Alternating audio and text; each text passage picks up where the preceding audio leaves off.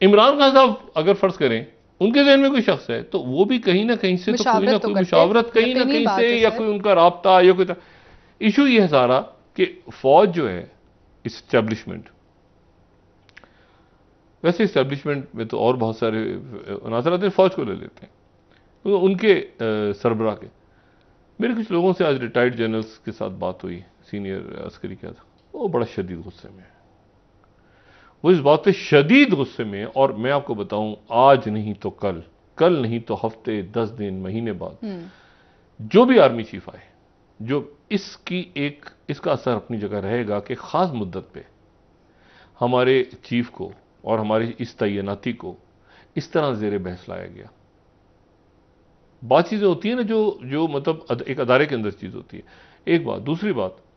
ये जो मुख्तलिफ शख्सियात के कहने के ऊपर पिछले साल 2 साल में हुआ है ना, मुख्तलिफ शख्सियात, पहले पीडीएम की शख्सियात की तरफ जो बात हुई, अब खान साहब कर रहे हैं, इसके नतीजे ये भी अब चीज खत्म होने हो जाएगी। उसकी वजह यह है कि इसमें तो कैरियर ऑफिसर्स का, भाई वो अपने सीनियर की उन्होंने बात मानी और बात मानने के बाद कोई काम किया और उधर से बात हुई कि जी इसको हटाएं और उन्होंने हटा दिया, तो हुक्म तो सीनियर ने दिया था। तो देखिए, मैं अगर एक काम कर रहा हूं, कोई अपने किसी जूनियर को, अपने टीम मेंबर को कह रहा हूं, अब यहां पर ऑफिस में या किसी जगह पे मैं कह रहा हूं कि तुम जाओ और ये काम करो और मैं हूं ना पीछे खड़ा हूं, तो वो जाएगा, तो वो अगर वो जो भी करेगा तो वो अच्छा बुरा जो भी उसका रिजल्ट होगा तो उसको ये पता होगा ना डॉक्टर शायद पीछे खड़ा है। अब पता चला कि मैंने ऑर्डर दिया था, आखिर में मैंने कहा घर जाओ, तो वो जो डीमोरलाइजेशन है ना कि जी इसको ये करो, इसको हटाओ, इसको, तो वो भी अदारा गालिबन अब इस बात पे कोई कॉम्प्रोमाइज नहीं करना चाह रहा कि हम सवाल ही पैदा नहीं होता। हमारे कैरियर ऑफिसर्स हैं और कैरियर ऑफिसर्स का फौज के अंदर और जो ब्यूरोक्रेसी में भी होना चाहिए, जो नहीं है बदकिस्मती के साथ, ब्यूरोक्रेसी में नहीं है, वहां पसंद नापसंद, पुलिस में पसंद नापसंद, फौज के अंदर एक चीज है, एक मामला है कि जी आपने खास एक कारकर्दगी दिखानी, उस पर प्रमोशन होनी है, ठीक है, और वो वोट बैठेगा, जो भी उनका तरीकाकार है वो बड़ा, लेकिन वो फरमाइशों में थोड़ी होगा कि जिसको हटा दो उसको लगा दो, उसको हटा दो उसको लगा। ये कोई पंजाब पुलिस है, ये कोई ऐसे नहीं होता। एक मेरिट एक अदारे में है।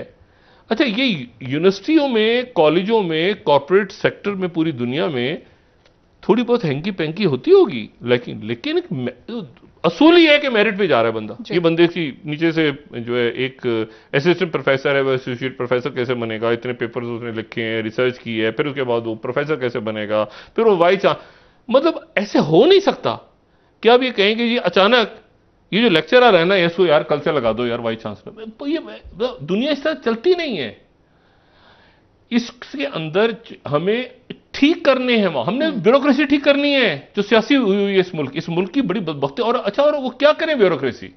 वो एक गवर्नमेंट आती है, नवाज शरीफ साहब मेरे पसंद के, वो पीपल्स पार्टी मेरे पसंद के, इमरान खान साहब आते हैं मेरी पसंद के, तो मेरिट की तो धज्जियां पहले उड़ी हुई हैं। इसी तरह से अच्छा होते हैं बड़े अच्छे ऑफिसर्स, लेकिन वो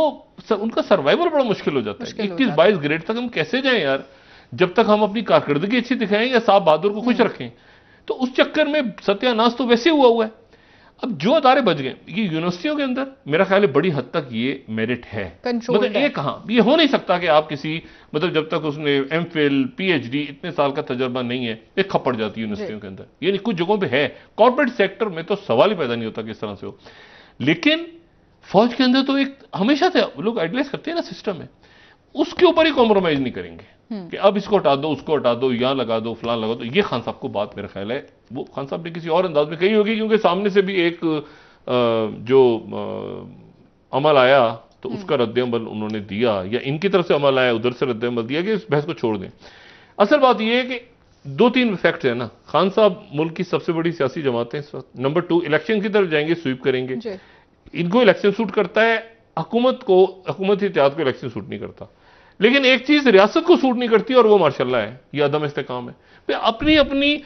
मुझे क्या सूट करता है, आपको क्या, इसको छोड़ दें।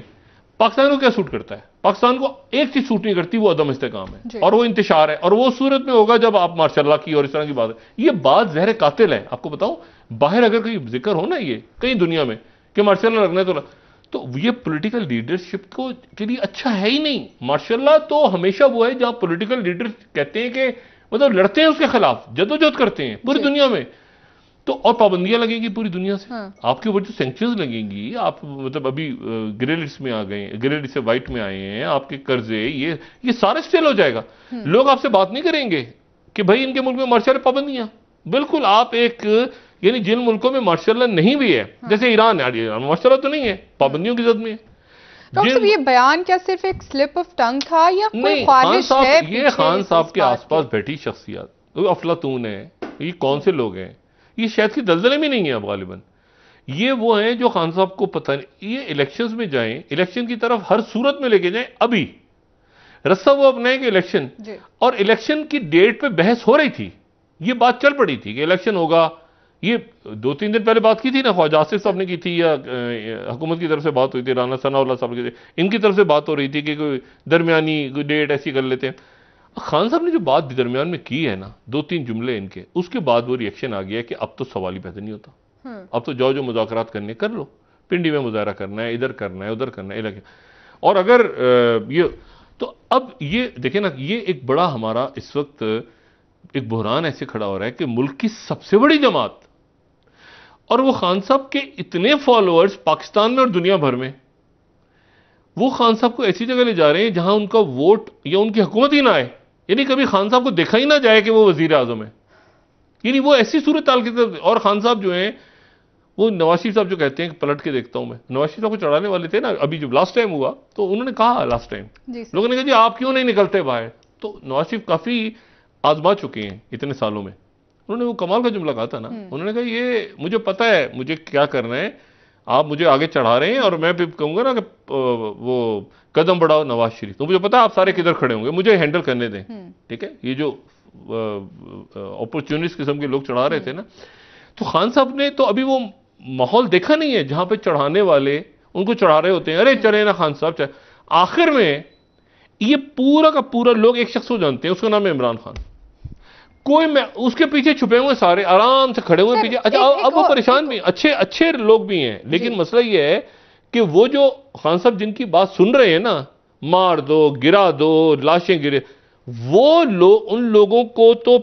मतलब मुझे नहीं पता कि क्या करना चाहिए, लेकिन जो मैच्योर सियासतदान है, चाहे शाह महमूद कुरैशी हैं, असद उमर है, बेशुमार इनकी, ये आपके